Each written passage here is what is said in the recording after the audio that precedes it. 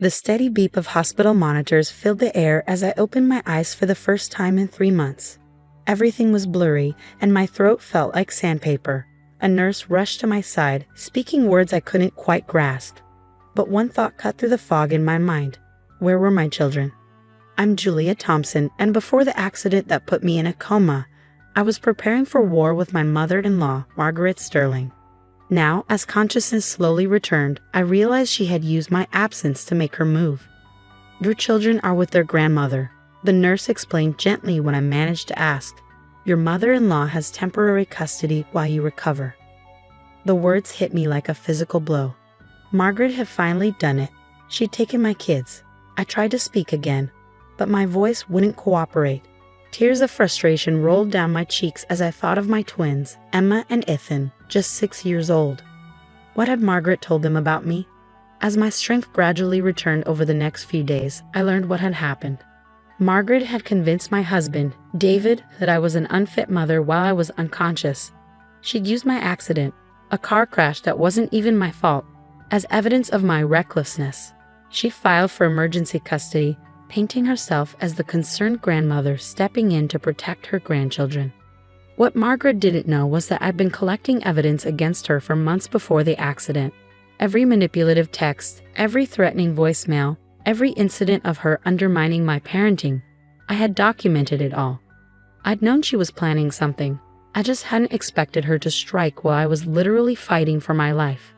The physical therapy was grueling, but my determination to reclaim my children pushed me through the pain. Every time I wanted to give up, I thought of Emma and Ethan in Margaret's house, being turned against me day by day. David visited occasionally, looking uncomfortable and guilty. He'd always been weak when it came to his mother, unable to stand up to her controlling nature. Now he was caught between us, and true to form, he'd chosen the path of least resistance. The kids are doing well, he said during one visit, not meeting my eyes. Mother has them enrolled in private school now. She thinks it's better for them. Better than the school we chose together. I managed to say, my voice stronger now but still raspy. The one near our house with a great special education program for Emma's dyslexia. He shifted in his chair. Mother says Emma just needs more discipline, not special treatment. I clenched my fists under the hospital blanket. Margaret had always dismissed Emma's learning difficulties, claiming our daughter was just lazy. It was one of the many reasons I'd started documenting her behavior. Have you told them I'm awake? I asked. David looked away. Mother thinks it's better to wait until you're stronger. She doesn't want to upset them. Of course she didn't.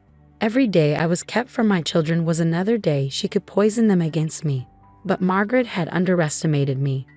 She thought the accident had given her the perfect opportunity, but she didn't know what was waiting on my laptop at home or in the safety deposit box at the bank. The day I was finally released from the hospital, my best friend Amy picked me up. She'd been keeping tabs on Margaret for me, gathering new evidence to add to my existing file. She's gotten worse, Amy told me as we drove to her house. I'd be staying with her while I continued my recovery. She's told everyone who'll listen that you were drinking the night of the accident. I was at work, I said, anger burning in my chest. There are security cameras and witnesses. I know, I've got it all documented. Amy glanced at me. She's also been posting things on social media about how the kids are finally getting the stable home they deserve. I saved screenshots. We pulled up to Amy's house, and she helped me inside. My legs were still weak from months of disuse, but I was getting stronger every day.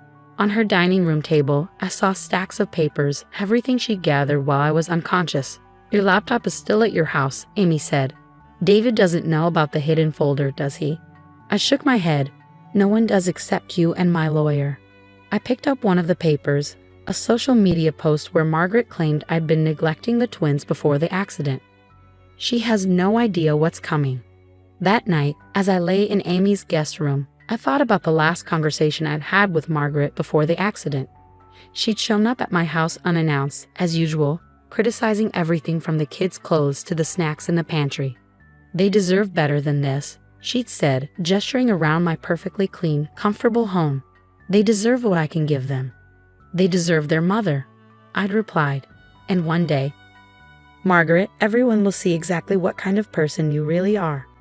She'd laughed dismissively, but I'd seen the flash of uncertainty in her eyes. She'd known I was documenting things, but she had no idea how thorough I'd been. Now, as I struggled to regain my strength, I thought about my children. Were they wondering about me? Did they think I'd abandoned them?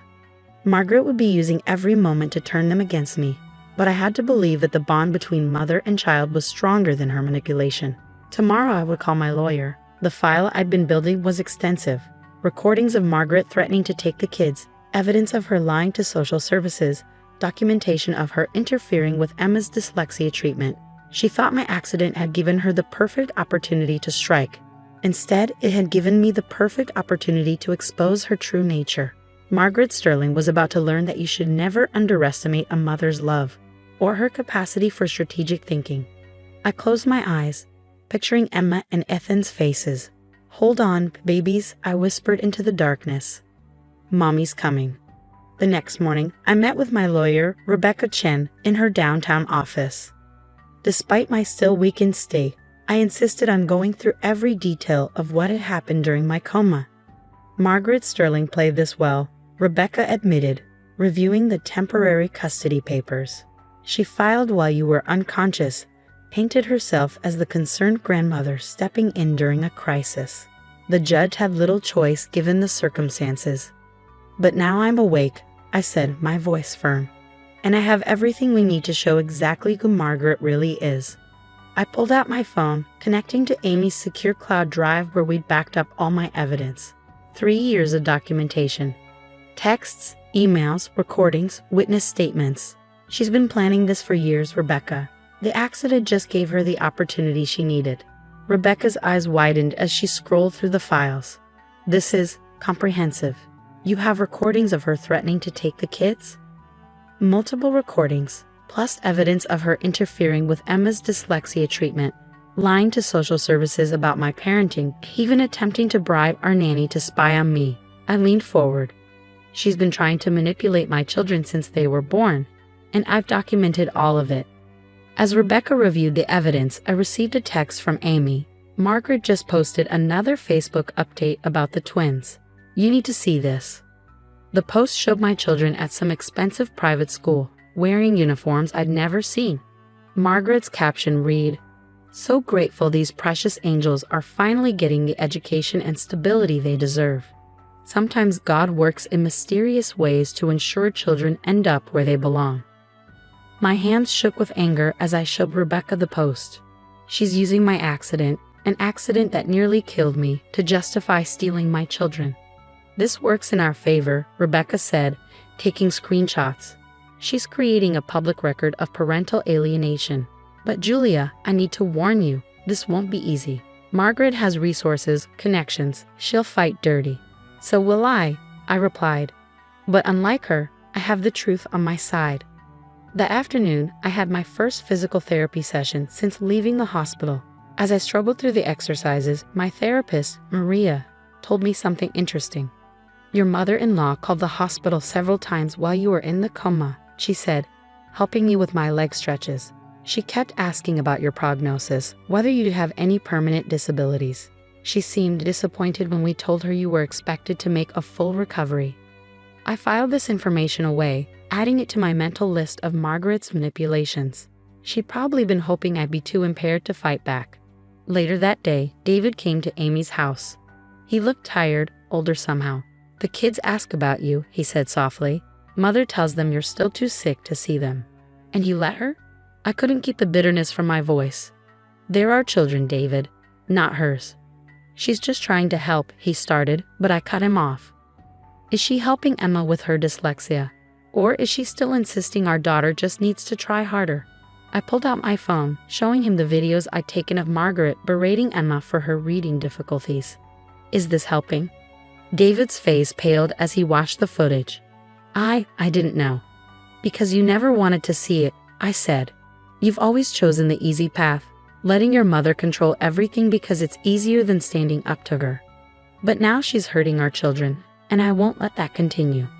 I showed him more evidence, the text messages where Margaret had outlined her plans to take the kids. The recordings of her threatening me when she thought no one was listening. With each revelation, I saw the carefully constructed image of his perfect mother crumbling. "She's not who you think she is," I said quietly, and deep down you've always known that. He left looking shaken, and I knew Margaret would notice his distress. She demanded to know what I'd said to him, tried to reassert her control. Let her. The cracks were already showing in her carefully constructed facade. That evening, I received an unexpected visitor, my former nanny Sophie. She'd quit shortly before my accident, and now I knew why. Mrs. Sterling offered me money to spy on you, Sophie confessed, sitting in Amy's living room. When I refused, she threatened to ruin my reputation, make sure I never worked as a nanny again. I was scared, so I just quit. I'm so sorry, Julia. I should have told you. Would you be willing to make a statement? I asked. Legally, on record? Sophie nodded firmly. I saved the emails where she made the offers. And I recorded some of our conversations. I knew something wasn't right about how she was acting. Another piece of evidence to add to my arsenal. Margaret's web of manipulation was vast. But she'd made one crucial mistake. She'd assumed she was the only one who knew how to play the long game. As I lay in bed that night, my phone lit up with a text from an unknown number. It was a photo of Emma and Ethan, clearly taken that day. They looked sad, lost. Beneath it was a message. They're where they belong now. Don't make this harder than it needs to be. I showed the message to Amy, who immediately began tracing the number. Margaret's attempt at intimidation had just given us more evidence of her harassment. We file tomorrow, I told Rebecca over the phone. I want my children back, and I want Margaret Sterling to face consequences for what she's done. Are you sure you're strong enough? Rebecca asked. We could wait a few more weeks. I've been gathering evidence against Margaret for 3 years, I replied. I'm done waiting. She thought my accident was her opportunity to take my children. Instead, it's going to be her undoing. I ended the call and looked at the photo of my twins again. Hold on just a little longer, I whispered. Mommy's coming for you, and this time, no one will ever take you away from me again. The next morning would mark the beginning of my counterattack. Margaret Sterling was about to learn that she'd made the biggest mistake of her life when she decided to target my children. Because while she'd been playing at being the perfect grandmother, I'd been building a case that would expose her for exactly what she was. A manipulative, controlling woman who'd finally gone too far. And I was going to make sure everyone knew it. The courtroom was silent as my evidence against Margaret Sterling played on a large screen. 3 years of documented abuse, manipulation, and calculated attempts to steal my children, all laid bare for everyone to see. Video clips showed Margaret berating Emma for her dyslexia, calling her lazy and stupid. Audio recordings captured her threatening to take my children away. Emails revealed her attempts to bribe our nanny and manipulate social services. I sat straight back in my chair, my gaze fixed on Margaret as her carefully crafted image crumbled. She had grown increasingly pale as each piece of evidence was presented, her perfectly manicured hands gripping the arms of her chair. And while Mrs. Thompson was in a coma, Rebecca continued, addressing the judge. Margaret Sterling didn't just file for emergency custody. She actively worked to prevent any possibility of reunification, spreading lies about Mrs. Thompson's fitness as a mother and attempting to alienate the children from their mother. The judge, a stern-faced woman named Patricia Martinez, had been taking detailed notes throughout the proceedings. Now she looked directly at Margaret. Mrs. Sterling, these allegations are extremely serious. The evidence suggests a long-term campaign of harassment, manipulation, and parental alienation. Do you have anything to say in your defense? Margaret's lawyer leaned over to whisper something, but she brushed him off, standing up with the entitled confidence of someone who'd never faced real consequences. Everything I did was for my grandchildren, she declared. Their mother was clearly incapable of providing the life they deserved. The accident proved that. I simply stepped in to give them stability and proper guidance. Proper guidance? I couldn't help but speak up. Like telling Emma her dyslexia is fake. Like canceling her therapy appointments because you think she just needs discipline. Like telling my children their mother abandoned them while I was fighting for my life in a coma. Order, Judge Martinez called, though her expression had hardened at my words. The next few hours were a parade of witnesses. Sophie, the nanny, testifying about Margaret's attempted bribery. My physical therapist describing Margaret's disappointment when I showed signs of recovery. Even David, who finally found his backbone and spoke about his mother's long history of manipulation. By the time the judge called a recess, Margaret's composure had completely cracked. I caught her furiously texting on her phone, probably trying to rally her society friends for support. But no amount of social connection could erase the evidence I'd gathered. When court resumed, Judge Martinez didn't waste time. "The evidence in this case is overwhelming," she began. "Margaret Sterling, you have engaged in a systematic campaign of parental alienation and manipulation. Your actions during Mrs. Thompson's medical crisis were particularly egregious. Not only did you take advantage of her incapacitation to gain custody of her children, but you actively worked to prevent their reunion once she recovered." Margaret started to protest, but the judge held up her hand. "I am immediately vacating the temporary custody order. The children are to be returned to their mother's care within 24 hours. Furthermore, I am issuing a restraining order preventing you from having any contact with Mrs. Thompson or her children without court approval and supervision." The victory was complete, but I felt no joy, only relief and determination. Now came the hard part, helping my children heal from the damage Margaret had caused. When I arrived at Margaret's house with the police and social services to collect Emma and Ethan, I could hear her raging inside, declaring that she'd appeal, that she'd never stop fighting for her children. But then the door opened, and none of that mattered anymore. My babies were there, looking uncertain and confused until they saw me. "Mommy?" Emma whispered, her voice small and unsure. I knelt down, opening my arms. "Yes, sweetheart, Mommy's here, and I'm never leaving you again." They ran to me, and as I held them close, I could feel Margaret's poisonous influence beginning to fade. We had a long road ahead. Therapy for the twins, rebuilding trust, healing as a family, but we would do it together. David, who had watched the reunion from a distance, finally approached. "I'm sorry," he said quietly. "I should have seen what she was doing. Should have stopped her years ago." I nodded, not ready to forgive him completely but acknowledging his part in helping expose Margaret's true nature. "The kids will need you to be strong now. No more letting your mother control everything." "She won't," he promised. "I've already told her I'm cutting contact until she gets professional help. The kids come first now." As we drove home, really home, to the house Margaret had deemed unsuitable, but that held all our happy memories, I thought about everything that had led to this moment. Margaret had spent years weaving her web of manipulation, thinking she was untouchable. She never imagined that every step of the way I was building my case. "Are we really staying with you now?" Ethan asked from the backseat. "Grandmother said you didn't want us anymore." "Grandmother lied," I said firmly. "I will always want you. You're my children, and nothing will ever change that." Later that night, after the twins were asleep in their own beds for the first time in months, I received one final text from Margaret. "This isn't over." I smiled, taking a screenshot to add to my ever-growing file of evidence.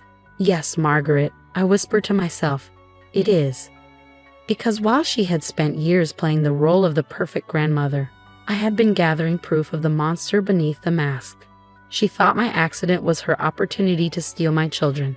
Instead, it had given me the chance to expose her true nature to the world. Margaret Sterling had finally learned the most important lesson of all. Never underestimate a mother's love or her capacity for justice.